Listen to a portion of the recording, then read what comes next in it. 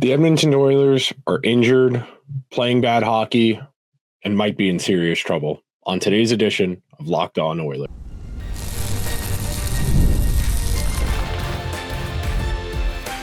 You are Locked On Oilers, your daily podcast on the Edmonton Oilers, part of the Locked On Podcast Network, your team every day. Welcome to today's edition of Locked On Oilers. I am your host, Nick Zararis. I want to thank everyone that's making Locked On Oilers their first listen of the day. Locked On Oilers, a part of the Locked On Podcast Network, your team every day. And today's show is brought to you by FanDuel, where right now, new FanDuel customers can get $200 in bonus bets if your first $5 bet wins. On today's show, we're going to build outwards because, yes, the Oilers played very poorly against the Seattle Kraken on Thursday night, and that's the foundation of this story. But I think fundamentally coming out of a game like that, there's not a lot to be gained by going through each goal one at a time. Instead, we're going to start with the bigger picture, the aggregate, and talk about the recent run of form, the injuries. Then we're going to pivot a little further along to this individual game and what it says about the team. And then we're going to tie a bow on this episode talking about why this might be a serious problem for the Oilers going forward. So to start, the Oilers had the longest winning streak of one team versus another in the NHL against the Kraken. They had won 9 straight games against the Kraken over the last handful of seasons. The Kraken have historically been a get-right game for the Oilers, and that's largely because Seattle doesn't have high-end talent. They have good players. Don't get me wrong. I've always liked Jordan Eberle. Andre Burakovsky is a very, very solid hockey player.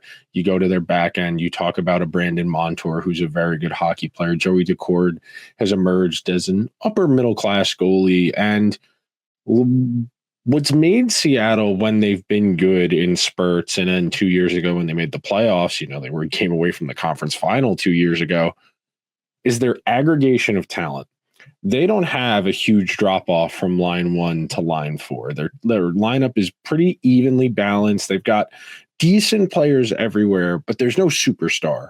There's no, I'm going to put the team on my back type player. And when you drop that on the other end of a team that has Connor McDavid and Leon Draisaitl, the Oilers, for lack of a better word, can trump card them. When push comes to shove, Connor can go crazy, Leon can go crazy. Oh, and if the Oilers get a power play or two, they can go out there on the man advantage together and really pierce a hole in you. And then tonight, you saw the other end of that spectrum. You saw what life is like without superstar talent if you're an Oilers fan. And don't get me wrong, I think Evan Bouchard is close. I think Bouchard, as we talked about on yesterday's show, is a top 12 at worst defenseman in the entire sport. But that's a defenseman. And I think people misunderstand the value of that elite defenseman, and they'll say, well, he gets all his points playing with McDavid and Draisaitl and on the power play. And yes, there is a natural codependency there where you have your best player, your best puck mover, get the puck to your best player. In an ideal world, that's what you want to happen. You want your best players to have the puck a lot. And Evan Bouchard is really good at facilitating that. But without him, and you're leaning on Nugent-Hopkins and Arvidsson and Jeff Skinner and Adam Henrique and Corey Perry, it is a lot harder to generate offense the more variables you introduce. We talk about this all the time on Locked On Oilers, that when you have to string together 3, 4, 5, 6, 7, 8 passes in the offensive zone just to get one decent shot on goal, that creates a very difficult recipe for success. Now, every game is going to have a variety of sequences. Sometimes you are going to be able to create off of the rush consistently. Sometimes you're going to need to dump and chase. You're going to need to go high to low. You're going to need to cycle, look for redirects and deflections. And the Oilers have had to, on the fly, become a cycle high to low team because they just don't have the foot speed they had last year. They sorely miss Dylan Holloway in transition. They definitely miss Warren Fogel's ability to go and get the puck and get it to the team's better players. And watching this game tonight, it really started to hit me just how fragile this all is. And we'll get a little more doom and gloom later, don't worry. But when you are really leaning on just a handful of guys, and we should mention no Ekholm tonight, of course, Stuart Skinner didn't play, Calvin Pickard did, and we'll definitely talk about that as far as the individual game management in the second segment, as far as leaving Pickard in there, why they didn't go to Rodrigue, why they didn't call timeout. I definitely have a bone to pick with the way Chris Knobloch managed this game, but right now, the Oilers are in not quite a triage situation, but they need to get a handle on this. And I know there are going to be some perpetual optimistic people who tell me, well, Nick, no Connor, no Leon, no Ekholm, backup goalie. You're talking about a team that's playing a preseason lineup. And while that's reasonable, they're definitely missing important players.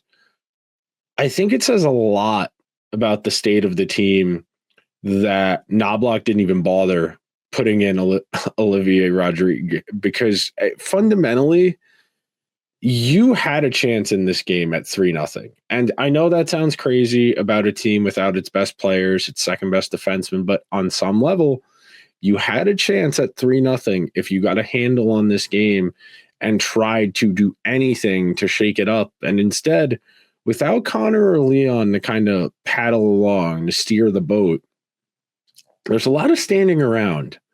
There's a lot of guys waiting for something to happen, someone to make a play. And that's not a way to live in professional sports. You're never going to do well waiting for the play to come to you. And look, I'm not saying the Oilers weren't trying. I'm not saying the effort was poor. If anything, I think this is a really good example of a team getting really desperate really quickly and breaking down. And I think anytime you see a crooked number on the scoreboard like you see in a game like tonight, that's really indicative of a team that's trying to do too much. I think you saw that a lot where guys were making aggressive pinches, trying to force turnovers because they needed the puck, because they were trailing by multiple goals. Because of that, it was a lot easier for Seattle to get the puck in deep, to clang around the net front, to bang bodies, to get pucks in the net. And with each one of those goals throughout that second period that never seemed like it was going to end, I kept waiting for Chris Knobloch to call timeout. I kept waiting for someone to do something, even if something as stupid as, Ty Emberson or Corey Perry starting a fight, something just to kind of get the temperature of the game down, because that was a runaway freight train. At 3-0, that game wasn't over. It was kind of over. At 4-0, it's over. And then Seattle just kept pushing you around and kept trying to score and kept trying to score. And yeah, the Oilers had a few nice chances. They had quite a few power play opportunities they weren't able to convert. You don't want to read too much into any one game, especially one where you're missing your two best players and your second best defenseman. But that was as dramatic a snowball effect as I can recall in an Oiler game this season. I didn't think the Oilers were playing great through one period, but they did not play as poorly as the score ended up being. And as I've said more than once, Calvin Pickard's not an NHL starter for a reason. Calvin Pickard hasn't been an NHL starter regularly since 2017, and that was on an Avalanche team that picked in the top 5 of the draft that year. The Oilers should not be in the Calvin Pickard business. There's a reason Calvin Pickard hasn't gotten playing time over the last handful of seasons more than just in a backup role. I mean, they said it on the broadcast tonight. Bob Stauffer said it. The Oilers signed Calvin Pickard 2 years ago to be the third goalie, to be the organization's third goalie, where if they were in a pinch and they needed an injury replacement, he could be called in. Now, if you're talking about a couple starts in a row for Pickard behind a team that is this fragile right now, that is a really dangerous combination for a team that's supposed to be building momentum towards the postseason. We're going to take our first break of today's edition of Locked On Oilers. And when we come back, I'm going to dive into what this game really told me about the team in this current moment. Be right back. March Madness is here, and FanDuel is giving you the chance to get in on the action like never before. Right now, New FanDuel customers can get $200 in bonus bets when your first $5 bet wins. That's 200 extra bucks to use on everything from buzzer beaters to Cinderella stories and even who's cutting down the nets. You guys know I enjoy basketball very much. I don't know a whole lot about it, so I've been riding the big favorites in the tournament so far, Florida, Auburn, and FanDuel's made it easy to back them with spreads, totals, and individual game props. With tournament games happening through the weekend, there's always something exciting to bet on. The FanDuel app is simple to use, and when you win, you get paid out instantly. No waiting around. So visit FanDuel.com and get in on college hoops action all March long. Thank you to everyone who is hanging out on this Friday edition of Locked On Oilers as we look ahead to the weekend and a Battle of Alberta tomorrow on Saturday. And you really try not to take too much away from any one game. It's really a fatal flaw when we're talking about evaluation. If you're not familiar with the joke, I like to make it often.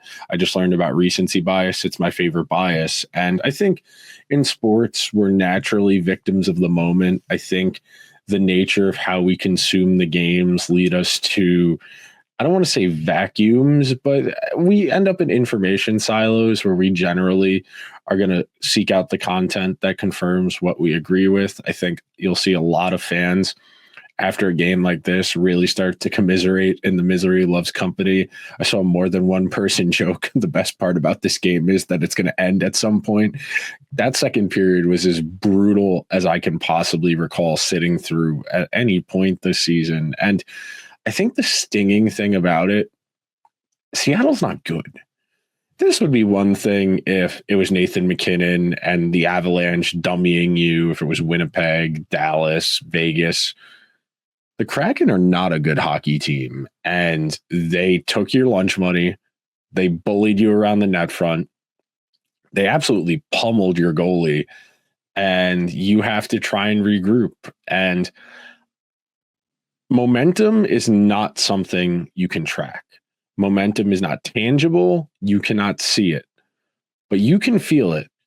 And when the Kraken scored those two quick goals, Jaden Schwartz scored a pair of goals like 2 minutes apart from each other in that second period. At 2-0 with the depleted lineup you have, you're really going to start to press. And that's really one of the telltale signs of a quality team is that when a game starts to slip away from them like that, they find a way to bring the temperature back down. They find a way to lull the game back into a comfortable state. And a couple minutes go by, Seattle makes it 3-0. Then, right then at 3-0, and I know NHL coaches don't use their timeouts the same way basketball coaches do because they only get one. But at 3-0 with your backup goalie in, and a goalie you don't think you can put into the game as his backup, you need to call timeout there, and you need to try and bring the temperature of this game down. You need to try and calm your guys down, because if you know you can't put the backup goalie in there, you are telling Pickard, I need you to stay in there. You are putting him in an impossible position, because at that point, he's telling himself, I need to be perfect. I need to be perfect. I need to be perfect. And you saw it. The fifth goal, the fourth goal, the fifth goal, those are ones where you feel reasonably confident Pickard should have it. And then he's flopping all over the place in the net mouth on these goals that are ugly, that are redirects, that are second chance scoring opportunities. And I am not, it feels mean or wrong to single out Pickard's performance in a game like this when the defense started to break down, the offense couldn't do a thing. But there's a reason Calvin Pickard's a backup goalie.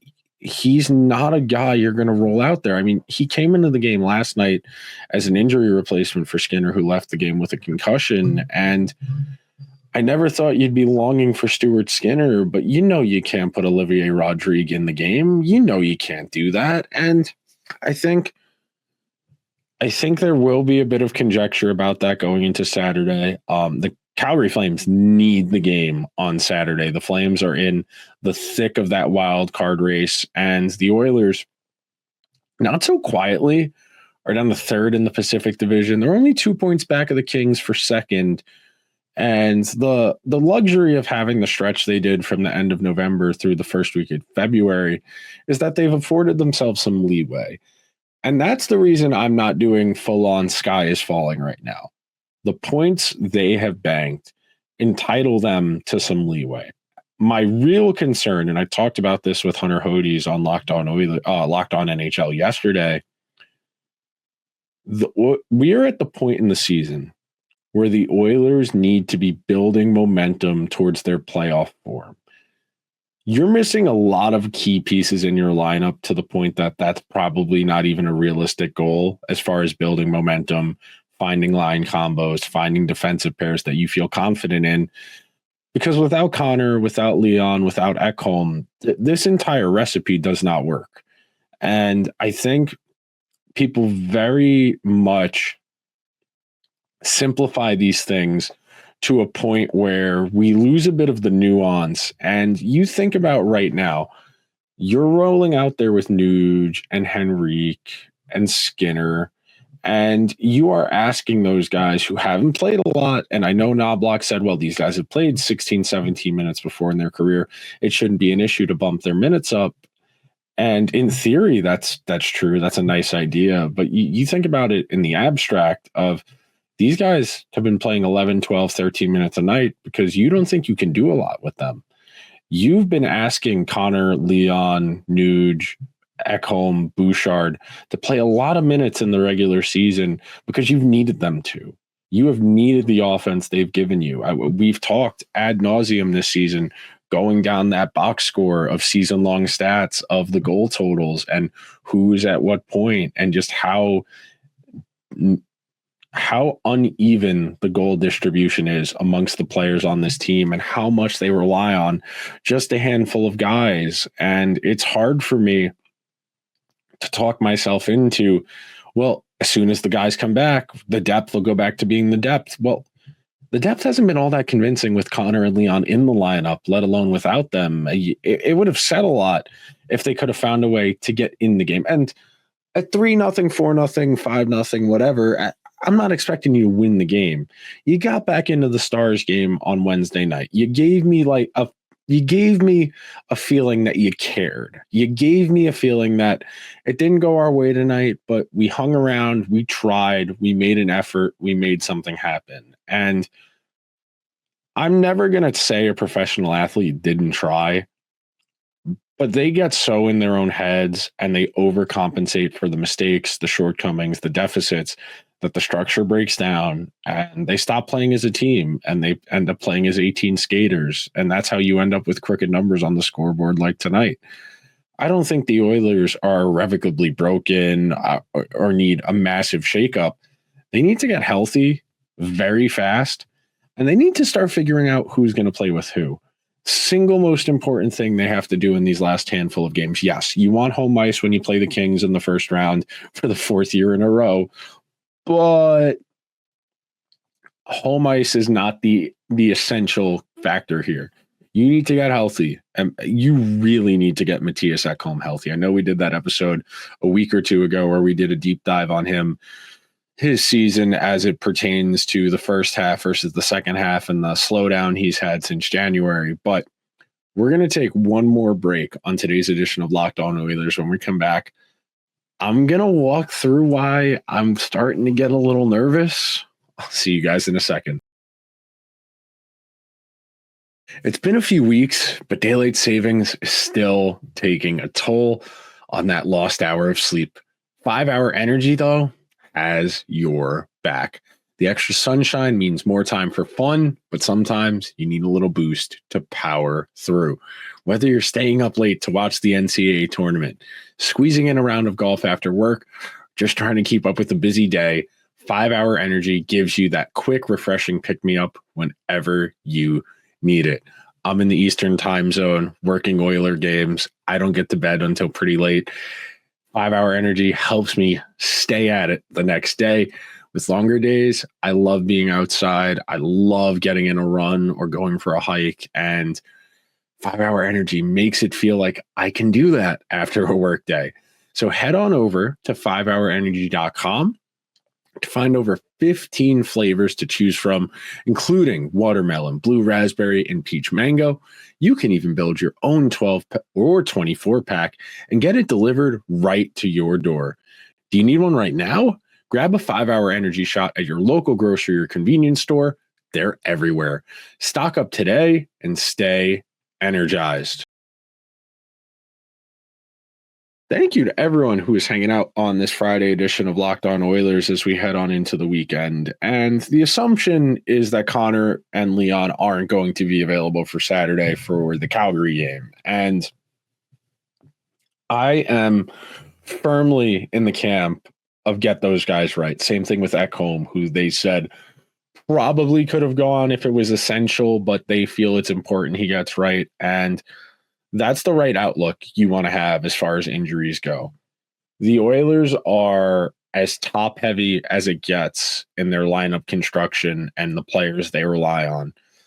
If any of those guys, if Connor, Leon, Hyman, Ekholm, Bouchard, if any of those guys are physically compromised to a degree that it's going to impact their play a discernible amount, the Oilers are not doing a thing in the playoffs. And I'm starting to become skeptical of their path, of their formula outright, because, like I said, when you get a team that's going to make something happen come April, May, June, that team has really started to put it together by now. And they've had injuries, but even before the injuries, it wasn't the most convincing hockey. You never really felt like, oh, they're really starting to make some headway here. And some of that is by virtue of the fact they went on their good run early. And we wouldn't be having this conversation if they were middle of the pack through January and then they hit the ground running at the end of January through now. And I know that's kind of ifs, ands, or buts, and those do not play well in sports. You're never going to convince people that even if you tried your best and you lost, for some people, that's not going to be good enough. I like that Doc Rivers quote that was floating around earlier in the week or late last week. That was something to the effect of, I don't get credit enough for the series where I won 3 games. Like, in the abstract, that's a dumb thing for someone to say, that he, and especially considering he was talking about it in the context of blowing 3-1 series leads. But at the same time, it is hard to win playoff games, but there's a certain way we talk about these type of things. And the Oilers, to make something magical happen, to go on a Stanley Cup run and win it this time, the progress needs to start happening now. They need to start building better habits. They need to start building pairs and lines they feel good about, because right now, they have a mash unit. They are missing their first 2 centers, their second best defenseman, and their starting goalie. I know no one feels great about Stuart Skinner in net, and I know Pickard had better stats coming into tonight than Skinner. I don't think that's the case anymore. But I think if you're going to walk out of that game with any takeaway, it's that the Oilers are a fragile team. And I don't mean like in a physical sense that they're weak or they're going to get injured. I think they are a team that if they can't get to their game, if they can't play their preferred style of game, they have a very hard time adapting to the game around them. And it takes them a period to recognize, oh, this is going to be a dump and chase kind of night. This is going to be a cycle high to low night. And I know at large, they've adapted to that style of play over the course of this season because they just don't have the straight line foot speed that they did last year. But at the same time, there's a reason they're going to score 25, 30 fewer goals than they did last year. They're not playing at as high of a tempo. They're not creating as high of a rate of scoring chances. And some of that is tied to them having leads in games and the other team having more possession than them in some of those games where they got out to leads. But right now, it is hard to feel like this is going to come together as quick as it's going to need to. We're 2.5, 3 weeks away from the start of the playoffs, and The Oilers desperately need to start putting together good hockey games consecutively. They desperately need some of their depth to start showing signs of life. And yes, Nuge had a hat trick last Saturday. It was a really good moment. It was a good feeling to see Nuge get rewarded in what's been a difficult season for him performance-wise. And that's one game. And right now, you are seeing what life is like without a superstar. Without your two superstars. This is as the other half lives as it gets. The Oilers cannot and will not survive in the long term without their guys. And they need their guys right, and they need their guys as healthy as they can possibly be, because they have to carry such a big bulk. And I know there are going to be the inevitable, insufferable people this summer who won't stop complaining. They're going to pay Connor and Leon $30 million. Come on. Yes, they're worth it. You see what life is like without Connor and Leon in the lineup at the same time.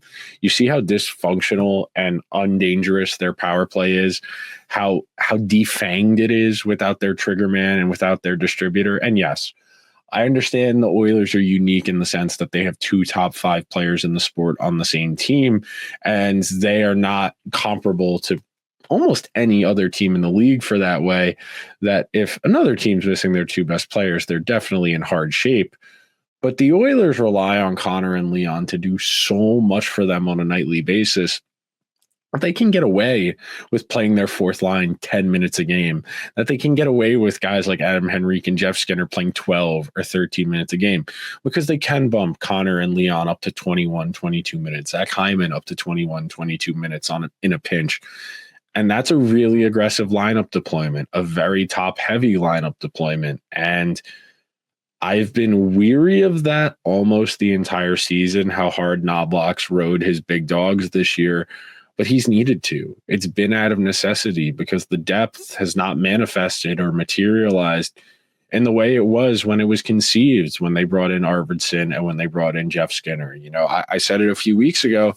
I really wonder if the plan originally was to sign those guys to keep Holloway and Broberg, not worry about those. If those offer sheets don't happen, they come back on the minimum tender, and what the lineup looks like in that case. And I do think that's a really interesting hypothetical. You might be thinking, well, we don't need to upgrade our goalie position. Our general manager's out of his mind. That's definitely something I saw quite a bit of conjecture about online as the game was developing and Calvin Pickard was not playing very well. But that will just about do it for today's edition of Locked On Oilers. If you could be so kind, please subscribe wherever you get your podcasts or over on YouTube.